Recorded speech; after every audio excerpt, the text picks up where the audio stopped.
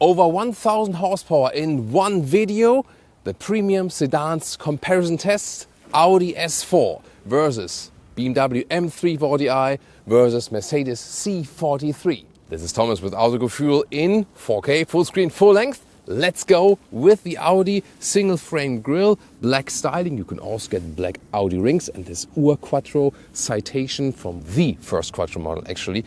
Here then the matrix LED lamps with a beautiful turning indicator also in the cascading style. The BMW styling actually, I think styling wise, it just looks most screaming out in a way. Here especially with the M Sport Package Pro where you can also get this dark frame around the double kidney. The standard M340i would also come with like grey accentuations, and here the C43 vertical fins in the special AMG front grille, which also is wider in the lower part than in the top part. This color here is called Hyacinth Red. Yeah, it's a little bit strange because in the configurator you only find the Patagonia, but you can also go for custom orders. And here the lamps, also with a very interesting daytime running light. The turning indicator not as spectacular right here. This then also the digital light, also with adaptive high beam function and so on. Which one do you find best from the front styling? Tell me in the comments.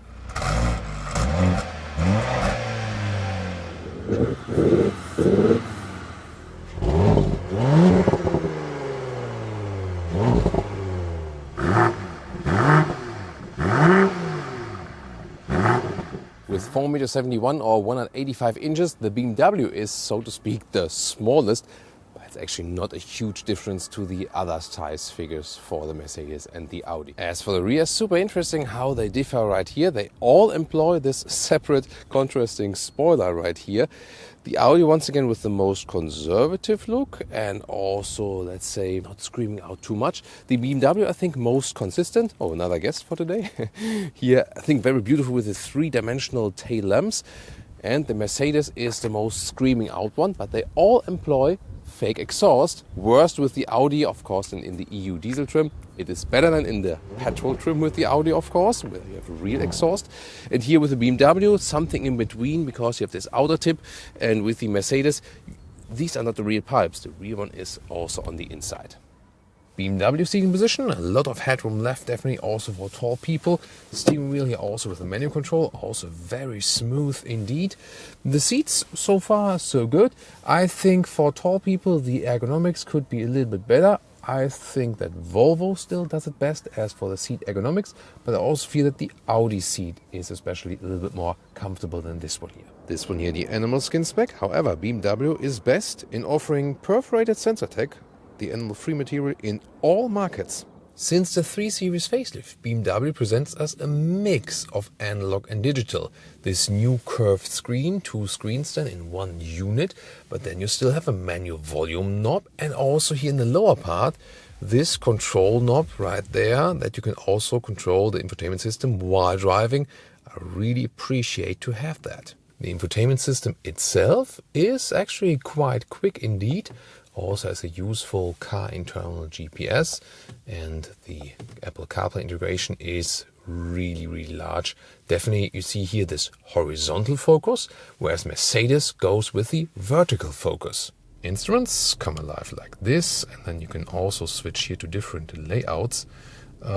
This is a more, let's say, modern digital approach, whereas Audi, for example, also has an analog digital look. Do you know what I mean?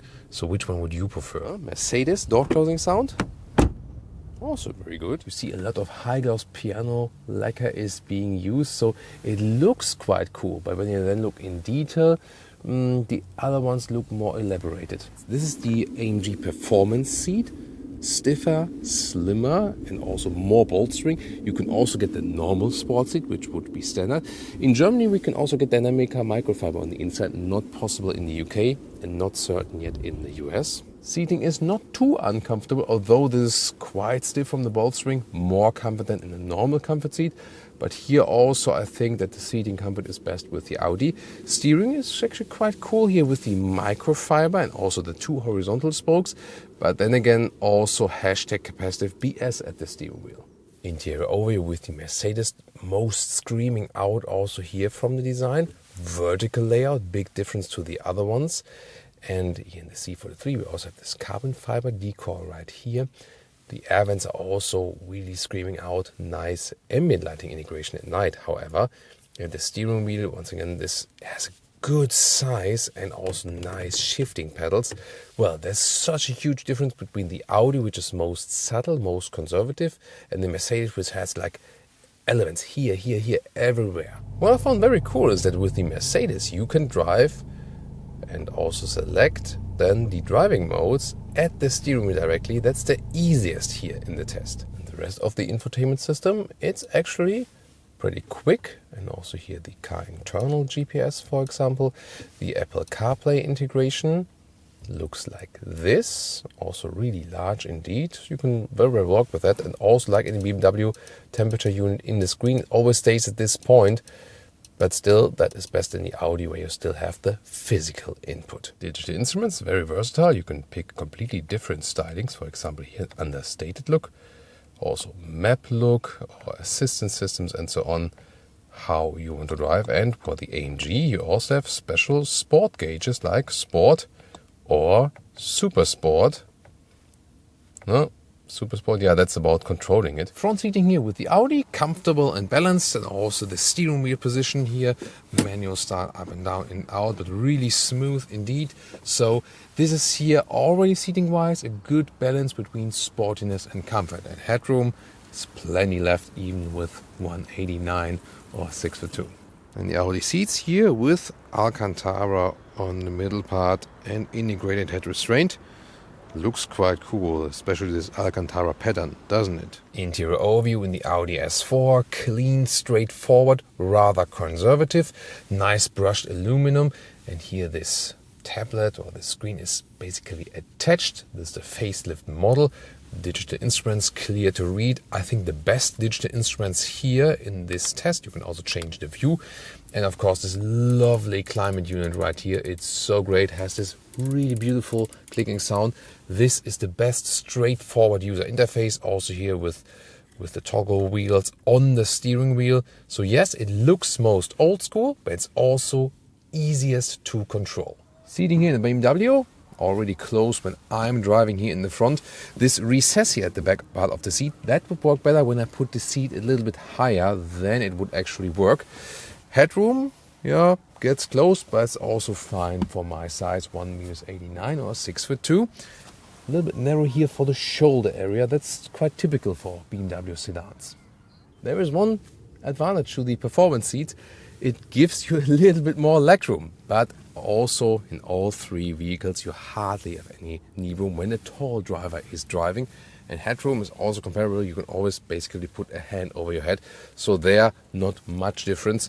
It's very comparable with the BMW. I think just from the basic architecture, the Audi offers a little bit more space here to the side. Seating in the rear with the Audi, headroom is fine, but these sport seats with the integrated head restraint, they really restrict the legroom. It's better with the normal A4 with a separated head restraint, but here it's really close. Just cool. Inside of the door, the Alcantara, and also here on the seats again. The BMW trunk is with 500 liters on paper, the largest, but here we have a lot of liters here and on the other side, but then again it's a little bit narrow here between the wheel arches, but it's actually quite high. 455 liters for the Mercedes trunk, also same length approximately and the same width between the wheel arches. I think here this plastic part here should not be there in this vehicle, but also very well usable like the others. And you can, that's the biggest advantage, fold the seats very easily from here. With another help, and there you can load things through. And the Audi at 460 liters, but I feel this one here has the best square dimensions. So they're all a meter or 40 inches in length or in width approximately, but this one I think among the best usable. The acceleration figure to 1 kilometers or 62 miles now is with all of them around 4.5 seconds, but they reach it with a different way. Here the Mercedes goes 4-cylinder now, really? Here you can see the stability or the strut bar or dome strut. 1, 2, 3, 4. For a C43, I doubt that's the right decision. However, performance-wise, it's all the way there. It even has the biggest horsepower output with this mild hybrid system of over 400 horsepower. The BMW Classic, the 3-liter inline 6-cylinder, probably to me the best engine in the test. I can already tell that so far, and around 370 horsepower, and it is the quickest because there's like a 0.2 second difference than where this one is actually quicker. And we'll also soon go to the German Autobahn, launch it all the way out and see how is the acceleration in the higher speed, like 80 to 180 kilometers an hour or something like that. This will be very, very interesting. The Audi is a little bit special. In Europe, you get the 3-liter 6-cylinder diesel. In the US, you get the 3-liter 6-cylinder petrol engine. We'll also test drive both for you today, that you can actually compare them. Welcome to Thomas's Comparison Driving Lounge, starting with the M340i, putting it in Sport Plus and also in the S shifting mode. And we'll get on to the German Autobahn for the first acceleration. Let's go.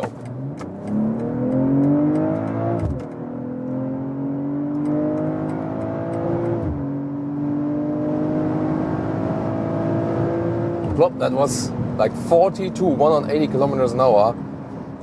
Wow, that was impressive indeed. Whew, this engine is so engaging.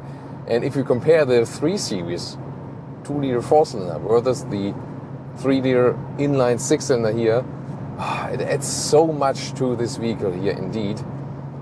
Wow, this is a huge difference. Recently we had our test of the more civilized versions of these 3 vehicles here, and this time, yeah, it is just the most engaging engine. The Audi 3-liter V6 you can get in the North American market for the S4. There's also a great engine, definitely. This one here just, so emotional. At the same time, it can also be very calm when we just go comfort mode and D-driving mode. That's actually really, really, really calm. And you can score great consumption figures even when you're going like cruise control, 100 kilometers an hour, 120 kilometers an hour, like 60, 70 miles an hour. This 3-liter inline 6-cylinder is more fuel saving than the 2-liter 4-cylinder. You can score better consumption figures indeed. It's quite astonishing, because you can always keep it at a lower RPM and so on. It's not, working so much. Of course, when you race it all the way through, use all of that horsepower, then of course the consumption will go up. But actually, it can also be quite economic.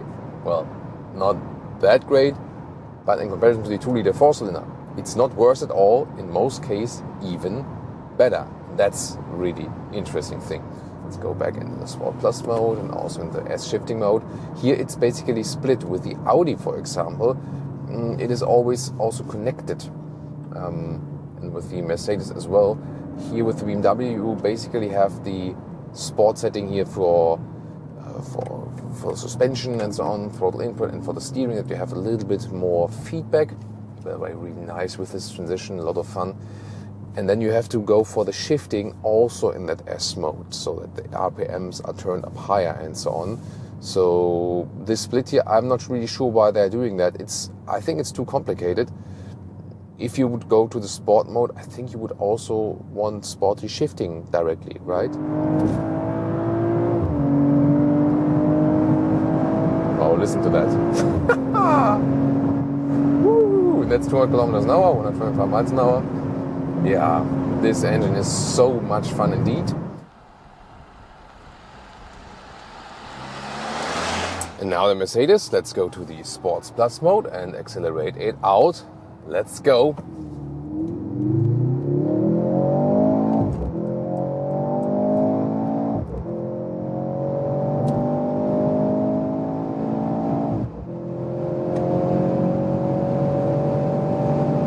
That's 190 kilometers an hour. That went also very quick indeed. So pure performance-wise, you are not missing the 6-cylinder. The sound we're hearing is, of course, emulated. It's not that it would not be emulated in the 6-cylinders, but here is just, let's say, more emulation. It is also very engaging to drive. As for how natural the steering feels, well, it's super astonishing that when you compare the previous generation C-Class, that this is here now definitely more direct. This is actually very cool. I like that sporty feature, that the steering is just sportier overall. However, the most natural feeling, in the comfort mode, it's really, really light.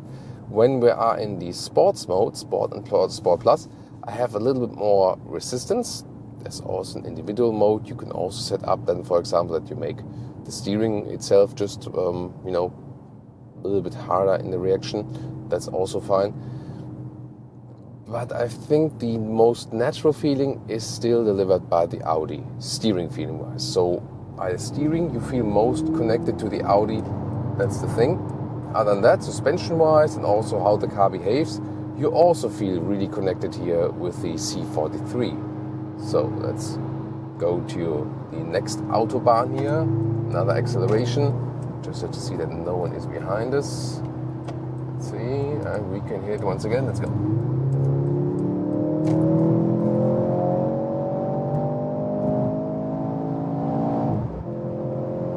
170. Wow, suspension is really rough in here. Woo! Yeah, that is actually the roughest suspension in the test.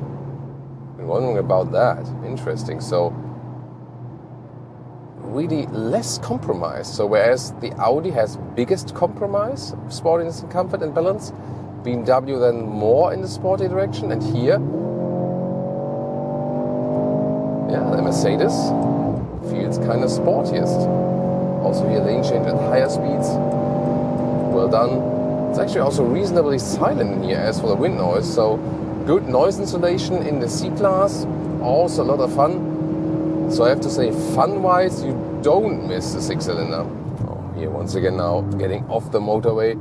Wow, it's a lot of fun. How quick it can be in the corner. Yeah, that's amazing. Also super engaging. Yeah, sound-wise, it's actually quite cool, and just from, what you hear again. Wow. And I was, at first, very sure that the 3 Series would be like the most sporty, most fun, most engaging. But the C43 is really challenging that, so that is astonishing. I mean, also, of course, the overdrive has a rear wheel bias. It's so much fun here also to move it around. Wow. What about the Audi?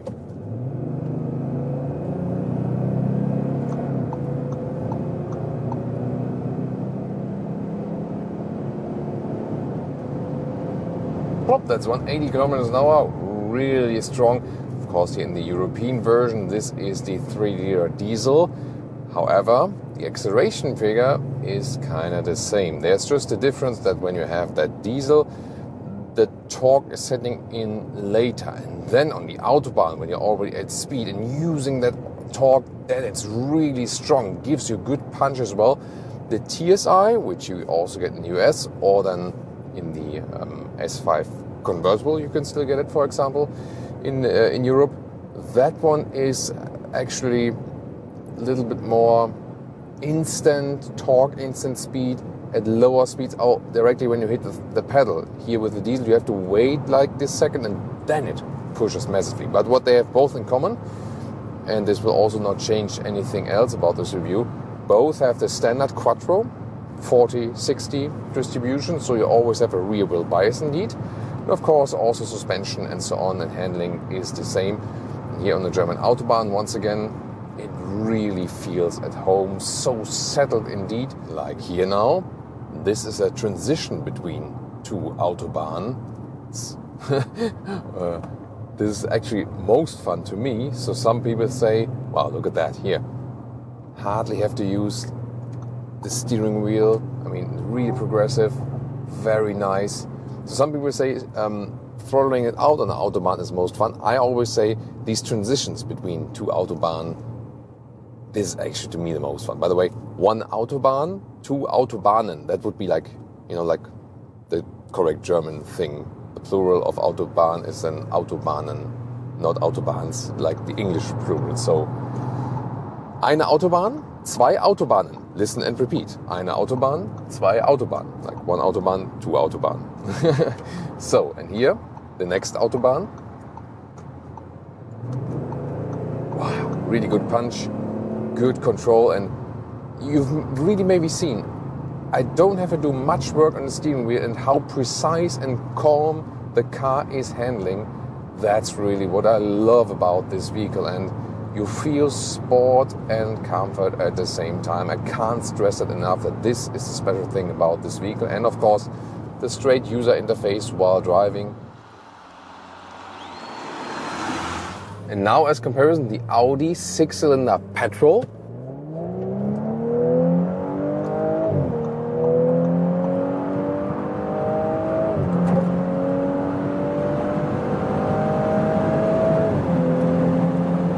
Drop, that's over 180 kilometers an hour. Here, of course, a little bit more wind noise because this is here an S5 convertible. That's the way we can also test in Europe still this 3-liter V6 petrol in the Audi. And yeah, both have good punch, also the 3 to 6-liter diesel, but this, just has this V6 petrol note, and it's just more lively from the low RPM area, and yeah, that would actually be then the cooler choice, definitely, and also then comparable to the M340i from the BMW. Yeah, it's just so much cooler hearing that sound and also knowing that this isn't fake at all. Now let's sum everything up for you. Which one would you take home? Tell me in the comments. And which one would I go for? It's really tough because, well, with the Audi, you have the best balance between sportiness and comfort. And you also have the most direct user interface. Controlling it while driving is easiest. Exterior and interior is on the one hand most conservative, and it's also the oldest model in the test. But that's not necessarily a bad thing. In the EU, of course, with the diesel choice, I think that's not really appropriate. It's still a good and, good performance engine, yes, but I would expect this 6-cylinder petrol feeling then in this case. So in the US, it's definitely a great choice. And it's also a price choice because when you look at the concise prices, 84,000 euros, 92 and 97,000 euros for the Mercedes. So the Audi is, so to speak, the most affordable one. Of course, all are very expensive indeed. The BMW, one step further, more goes into a sporty direction already, but still has a good balance indeed. From the exterior, I like it best actually. Interior, since the facelift is of course a little bit more into the digital world, but still quite good to control, and has of course a little bit more modern touch than the Audi. Then the Mercedes, surprisingly, it is the sportiest in the test from the overall sporty driving feeling because it has the stiffest suspension, especially in a sport setting. The steering is also quite sporty. However, the Audi steering feel is most natural, I have to say. But the Mercedes has this biggest gap between the normal Mercedes and the C43. Here with the normal 3 Series and the M Performance model, it's a little bit slimmer. And with the normal A4 and the S4, the margin is the slimmest actually. But again, that's not a good or bad thing. It's just, a different approach, a different strategy indeed. So I had most driving fun with the Mercedes, most engine fun from like the low frequency vibrations and so on with the BMW and best looks, and most interior fun and most balanced out feeling for an everyday driving perspective with the Audi. So they all have this different focus, and then the question is which one is most important to you. With the 4-cylinder in the Mercedes, the performance is there, no doubt about that. But again, these low frequency vibrations, you somehow feel this gut feeling. I think then here the 6-cylinder in the BMW just delivers you a little bit more. Which one would you take? Tell me in the comments. As for me personally, well, I had the most driving fun with the Mercedes. Indeed, that was super cool. And here in Europe, since I can only get the diesel for the Audi, it would be rather the BMW to get this 6-cylinder feeling indeed. Because yeah, in Europe, this is then the only 6-cylinder you can get as a 6-cylinder petrol. In the US, there's also the 6-cylinder for the Audi available, so probably I would go then for the Audi in the US. And also seating wise, for example in the UK, I can also get the perforated sensor tag in the BMW, whereas in Germany I can also get the microfiber, if you guessed here today, the microfiber for the Mercedes, for example. So yeah, it's definitely a very, very tough choice. And the question is if sportiness is the most important to you or more the balance between sportiness and comfort. Also check out the video of the non-performance versions of these vehicles, or maybe also the Mercedes C43.